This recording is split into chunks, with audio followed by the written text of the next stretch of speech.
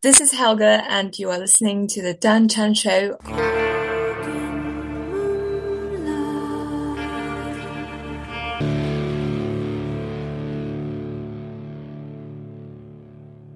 So I've got Helga and Kai from Helga. How are you guys doing? Good, good. A bit cold. You a bit cold? Yeah. Well, yeah, it's a bit. That is it. So you're in York right now. So where are you? Where are you, Kai? I'm in Halifax. Are I'm you in just Halifax? a town not too far from York. Of course, I know Halifax, and they've got that amazing new square there, haven't they? It looks so Yeah, It looks so European. Yeah, the Peace Hall. It's stunning there now, isn't it? Yeah, it's really nice. Nice Christmas market at the moment going on. Yeah, there will be. Yeah. Well, the thing is, York's got a good Christmas market as well. That they've still got that Yeah. teepee hut at the end with the bar and everything. Yeah. It sure does. Love that, love that. Oh, Well, yeah. let's get into the music. Enough niceties. You just released your album Wrapped in Mist back on the 24th of November. How's the response been so far? Great. Amazing. I wasn't really expecting it to be received this well by people. Yeah, I'm really happy about it so far. Kai? Yeah, it's been amazing. Like Helga said, we've been working on this record for so long, you kind of forget that ultimately it's supposed to be out there in the world. So, yeah, to see how much it means to people already has been really cool. Now, Yeah. are you sort of guys that go looking for responses online, or do you just like try and avoid it, or do you like to see what the comments on YouTube are and maybe the odd review and that? Yeah, I think I do a bit both. Like Right. Okay. a bit of this and that, yeah. And the same. I've been kind of looking around to see the general kind of response, but I'm not studying it. I'm just letting it, taking it as it comes, and thankfully a lot of it's been very positive. I mean, I was in bands years ago, and when we used to, get an album out, I'd be looking like just typing my name and typing the band's name to see what's going on. And then towards the end of it, I was like, I don't want to see anymore. Yeah.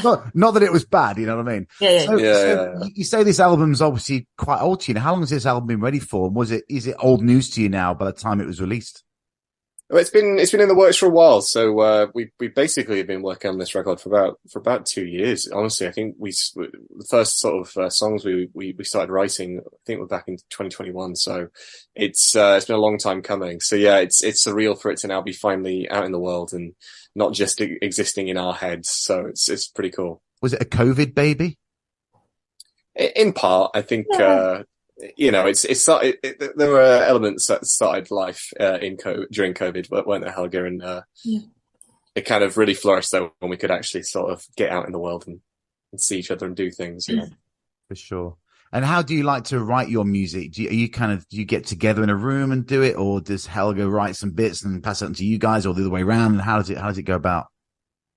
Yeah, well, first of all, I'm the primary songwriter at the moment. So yeah, I do write, I do start, everything, from the beginning. And also because of COVID, Yeah. we didn't really have that luxury of, being in the same room and everything. So everything was pretty much done remotely. Yeah. So how does that happen? So do you file the files over the email, and then the guys get the music together, and then you get together? Yeah. How's the recording? Do you do that together in the room, or do you do that separately again? Okay. Yeah. So typically the way this came about, Helga would write like an initial demo, like a vocal and a guitar. She'd send it to the rest of us, and it was our job then to turn those kind of demos into full-fledged songs. And it came to recording the album. We did it in sort of chunks. So Sammy, our drummer, worked with a producer called Bob Cooper on the drums, and those two worked on that. And then myself and Cameron, the guitar player, we worked with a producer called Tom Peters in Liverpool, and Helga and I also worked with Tom. We did it in just like kind of segmented sessions. And Ryan, our bass player, recorded a lot of his stuff at home actually. So Yeah. it was sort of spread about a little bit. Now, with such melancholic moments and also the yin and yang of it, there's some very heavy segments. What do you prefer to perform, and what comes easiest for you when you're writing it? I mean, Helga, do you come up with those ideas when you're at the writing stage, or does it kind of flourish when the actual, pressing record kicks in? I think it's a bit of both, really. So most of it just comes from feeling what I'm feeling at the moment. So, and I trust what I feel. Not that I'm not thinking or anything. Of course, I have to do some thinking as well. But Sure. yeah. Yeah, I think it's usually pretty clear in Helga's demos, sort of like where she's hoping, where she's wanting sort of like something a little heavier, where she's looking for something a little slower and more gentle. So I think throughout this album we got pretty used to sort of picking up those signs from those demos, and oftentimes we got it right, and so hence the album we've ended up with. Yeah, for sure. Now, what themes are behind the tracks? Obviously, there's a lot of nature involved, beautiful elements, beautiful video as well from you guys. What themes are you writing about, Helga? What comes to mind? I think what normally would come to mind when I write songs, it's usually about nature, a lot of nature, but also a lot about feelings, emotions, personal experience, melancholy, especially. Yeah. I like melancholic music. Yeah. So yeah, a lot of that. But yeah, death, death, nature is all part of nature, I suppose. Life and death. Yeah, that's. Now, incidentally, I like to ask this question to bands like Melancholic, if I speak to bands like Black Braid or some black metal bands and stuff like that. I like to ask them how they imagine the listener listening to your music. What's the ideal scenario? For me, I had your album on last night in its full entirety with a nice glass of red wine and a couple of candles lit. And I really, it was late last night and I really got into it. You know what I mean? It wasn't the first time I listened to it. I picked a couple of tracks out when I knew I was speaking to you, but I listened to it in its entirety, which obviously what you want people to do, and listen to it in its entirety. And I really got a lot out of it. So how do you envisage the listener to listen to the album? To listen to the album. Yeah, something like what you did. Yeah, okay. Yeah, something like that. I know, but I think I personally would like the listener to feel like I don't know, she's embraced by nature, like it would make you think of nature when you listen to the music. It would make you feel like, oh, you want to go on a hike, you want to go and hike a mountain, or maybe just cry.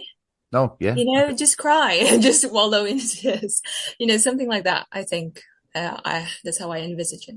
Kai, do you listen to the album in its entirety? And when was the last time you listened to it in its entirety, and what were you doing? I listened to it in its entirety today, if you believe it or not. So I hadn't heard it for a while until since it has been released. So I kind of, I guess, like with the hindsight of all these reviews that have come in, it's given me a bit of a different perspective. So I just revisited it earlier today. It was fairly mundane. I was on the train, so there was nothing particularly profound about it. But it was definitely interesting hearing it back now that I have an idea of how it's being received. Awesome. And Helga, do you consider the listener when you write, or do you just write purely for yourself? Do you ever think, they're going to like this, or do you use it just purely about what you're thinking at the time? I think in order to make the most honest music, I think you just have to be really honest and not think about anything else. Just prioritize music, I think, most of all. Yeah. So yeah, I don't think much about the listener. I think much about, but the music. How selfish. No, I'm only joking. I'm joking. Now, one other thing, a really cool thing of this album is the artwork is really cool. Now, who came up with that idea? Is it something you bounce around? Because it looks like, I don't know whether you got the vibe from that, but it looks like it's inspired by like a Tolkien book cover. Yes, that's a good point, because that's exactly it. Really? I love Tolkien, and I've read the books. I just wanted like a book vibe sort of thing. And I like fantasy, fantasy books. And also the fact that it's the songs are about nature, and some of them are like fantastical, maybe something that I imagined myself. So maybe they're not really real, but sort of Yeah. something that I imagined. So I thought it would be great to have some sort of dragon in there and maybe make it green because nature, when you think of the forest, you think of the color green. Yeah. And I thought it would be sort of dichromatic, so just two colors, Yeah. not much going on. So just a dragon and some mountains maybe. So yeah. I hope there's going to be some green t-shirts with that imprint on your live shows. I want to see some That's merch. that's the plan. That's the plan. Awesome. Now let's go back in time a little bit. What's fascinating to me is you're a band based in Sweden and Yorkshire, but you all met in York, my old town, and I lived in York for 10 years. Tell me how that happened. Obviously, I can see your young faces. You obviously met at university. So I moved to the UK in 2019 from a little town in Sweden. But that's because I was really wanting to do music, and there was no one in that little town who was available to play with me. Yeah. So yeah, I moved to the UK, and I have some family here as well. So yeah, and I put up an ad and started a band. I wanted to start a band right away. And that's when I met Cameron and Kai and everyone else. Awesome. And Kai, what was it like for you? Obviously, you don't come from York, but you live in Halifax, but you're at your university there. So when you first saw the advert, how did that happen for you? Yeah, so a good friend of mine, Cameron, the guitar player in this band, he saw an ad Helga put out and got chatting to me about it. And once I heard the music Helga put out at that point, she had 2 EPs out at that point. Yeah. I was blown away, and I was hit with a serious sense of FOMO, and I knew I had to move mountains to be a part of this project. So I very forcefully introduced myself to Helga, and the rest is history. So Helga, was it easy bringing the guys in? Was it a match made in heaven, shall we say? I would say so. I felt like the chemistry was their chemistry. Yeah. And it felt great to meet Cameron. It felt like we had the same sort of energy. And then I met Kai, and he was very, very lovely and very friendly. So yeah. Awesome. And obviously you had a Bon Jovi moment at some point, and maybe a Glenn Danzig moment in the fact that you called the band Helga. So where did that come from? Did you, when you got the guys in board, obviously you bought a couple of EPs out before, was there any consideration to change the name because you got the a full band behind you, or was it always going to be Helga? Tell me how that happened. Okay. Well, so as I said, when we met Helga, the band was called Helga already because the band wasn't so much a band as it was a solo project. And at that point, Helga had 2 EPs out, and I felt the quality of the music was so good. I didn't want to change the name. I wanted to keep that kind of continuity, and I wanted to contribute to that sort of that project. So Helga remained and remains the primary songwriter for this band. So it just felt natural, really, to keep the name, and didn't give it much more thought other than that, really. Yeah. And when you formed, obviously, Helga, you'd already got your sound going. Well, let's go for that, actually. When you started playing music, how did you decide to go down the direction that you have done and to keep that going when you formed the full band? I didn't think much of that, really. Like, I didn't think, oh yeah, I want to go, I want to go and play something a bit more metal or whatever. It's more like just a feeling, really. I was just following my feelings once again. Yeah. It felt right and also meeting these guys, Cameron and Kai, being in a post-rock band. I also at the time started listening to some post-rock, like Siguros and, all those kind of bands. And that really inspired me to write more post-rocky sort of style of music, like those kind of guitars with lots of like reverb and very emotional sort of guitar lines. Yeah. And when I met Cameron and Kai, who are quite good at that, because they're in a post-rock band, I thought, oh wow, this is so exciting. Like they must be really good at this, so I felt very confident. Good. That's good. And was that for you, Kai? Was it the same thing? I mean, yeah, I think I heard immediately some of those like sort of post-rock influences in Helga's previous material. And that was in part what drew me to the music. And I felt like, when I introduced her, I immediately, I think I gave her a copy of my old band, People as Places as People. I gave her a copy of that EP. I was like, listen to this, we can do something like this. And it still seemed to do the job. But yeah, we're not trying to be a post-rock band or anything. It's just part of our kind of arsenal of sounds that we're inspired by, and hopefully have managed to weave something fairly unique out of. For sure. And with all that in mind, genre-wise, and we don't like to pigeonhole, but where do you think you sit? You can name as many genres as you like, but I mean, I've read some that people, where do you think?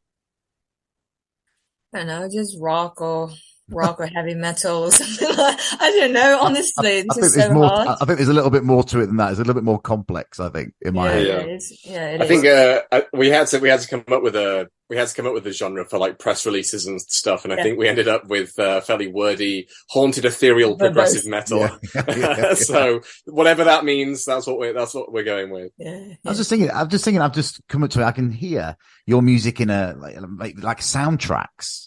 Have you ever thought about trying to submit to film? What kind of film would you want it to be in? That's just a random question. Commercial. Okay, not a commercial film. Let's go underground. Let's go art noir. Go where you want. But what would you like if you could put your music into any film genre? What would it be? I think I'd like some kind of black and white kind of. I don't know, some kind of black and white horror. To be honest, I think is what I'd like. It's going to be dark. Like it to be in. Yeah, something like that. I think. Yeah, I can see it happening. So let's go to how did the deal happen with Season of Mist come about? It's a fantastic label. Got a great relationship with those guys. How did you find each other? Did you approach them or they approached you? How did it happen? You want me to tell your life story? Okay. Okay, Dan. Okay, so I believe Dan, Helga actually submitted a demo back in 2016 to Season of Mist, right. And she never heard anything back, but it's been a label that all of us have been aware of for a very long time. And it wasn't until 2021, I think, when we essentially reached out to a European booking agency called Doomstar Bookings, looking just for some shows and that sort of thing. I think Michael, who obviously owns Season of Mist, I think he was reminded of Helga, I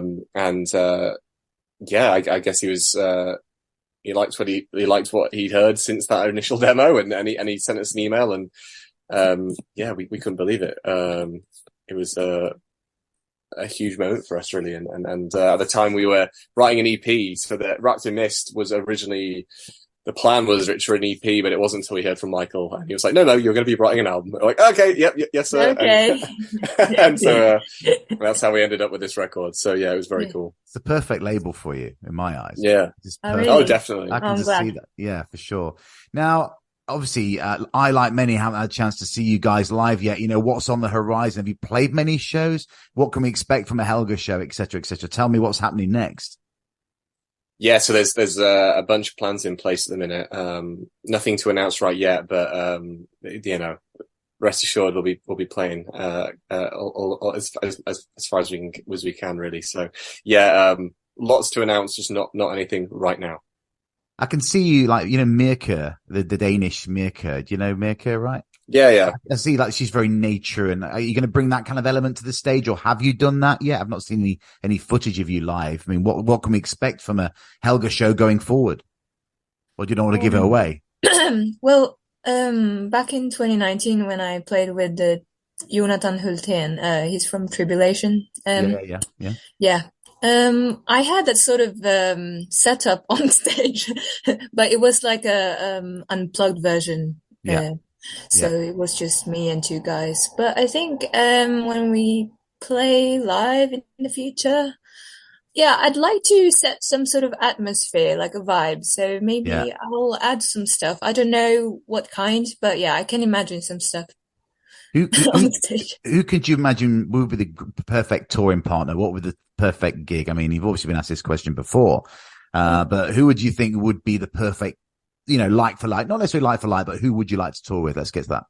Oh my gosh. I Be think, realistic, you know. I mean, you know, let's say Metallica right now, but you know, yeah.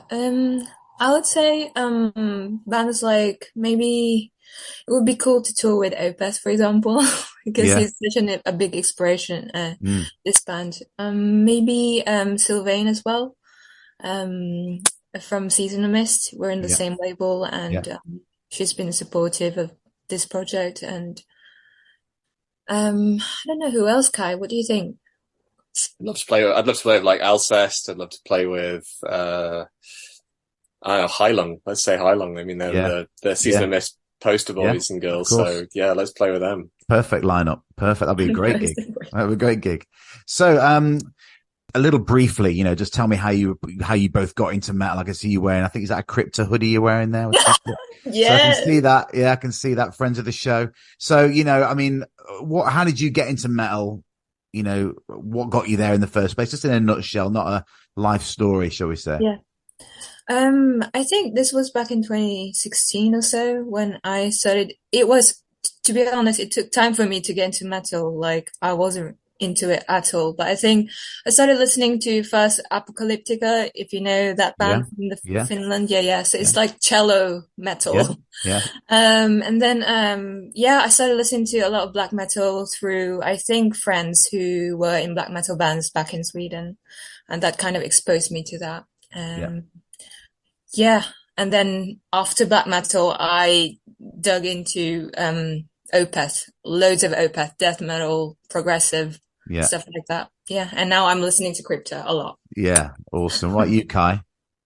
I mean, I've been into like kind of metal bands and stuff growing up as my teenage years, but I'd say it wasn't until Death Heaven released Sunbather in 2013 that my eyes were really opened to kind of black metal sound. And I know it's not a traditional black metal record, but I fell in love with that thing, and it opened my eyes to the genre, the genre of black metal as a whole. And Mm. I kind of dug into all sorts of extreme music following that, and the rest is here. I mean, it doesn't really come through hugely on this album, but I think from the beginning that we've always had been inspired by sort of like black metal and the kind of atmosphere of that genre. So yeah. Now, what's on the band's bucket list? You know, what's the ultimate thing you want to achieve? You can go crazy. What do you want? Where do you want to be? I know it's not an interview. It is an interview, but it's not a job interview. So I'm not saying. I'm not going to say where do you want to be in 5 years. What's your 5-year plan? What do you want to be doing? Yeah. Where do you see yourself in 5 years, Helga? I think touring a lot, promoting our music and just enjoying this whole journey with friends and musicians alike. Yeah, I think Right. maybe a new album as well, of course. Yeah, yeah. Oh, that's yeah. naturally. What about you, Kai? Yeah. Any specific festivals you'd like to play? Anything on the bucket list there? Yeah, I mean, I'd love to play. Like Fuji Rock in Japan. That'd be sick. I'd love to play. Obviously, I'd love to play Glastonbury. I'd love to play. Just anything that allows us to travel, honestly, and Yeah, sure. and kind of just broaden the scope of this band. That's what I want to do. I want to see as much of the world as I can via this band, and just broaden the scope and see what we can bring along the way. Now, this is not easy, but you might have to do it. What 3 words describe the band the best? Oh my gosh. Ethereal. Dark. 2. Let Kai have one. Yeah, do it, Kai. Progressive. Nah, like it. Wow, that's a good one, Kai. Now, do you have a message for the fans? You know, you want to speak to them directly? What do you want them to do? Do you want to go directly? Speak to them now, one of you. Kai. Helga, you're the namesake, mate. Okay. Well, first of all, I just want to say thank you for listening to our new music and to us. To be honest, I am not expecting to be, for this album to be received well by the people. So I'm quite still in awe and surprised. So I'm really grateful. Yeah, Kai. Yeah, thanks for listening, everyone. Hope you like our debut album, Wrapped in Mist. We're really happy and excited it's out, and hope you enjoy it. Awesome. Finally, what's the most used emoji in your phones? Oh my gosh. It's probably Go on, Helga. a tree and mountain. Tree. Of course it is. Yeah, I expect no less. Kai. Mine is the kind of drunk emoji, not because I'm getting drunk, but because it looks like I'm always like Is making it a fool of myself. With the squiggly mouth, that one? Yeah, I'm just always making a fool of myself, and it just feels like an appropriate face to pull when making a fool of myself. Yeah. Classic.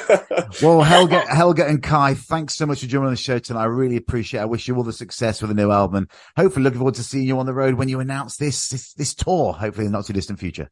Yeah, thank you so much. Definitely. Thanks so much, Dan.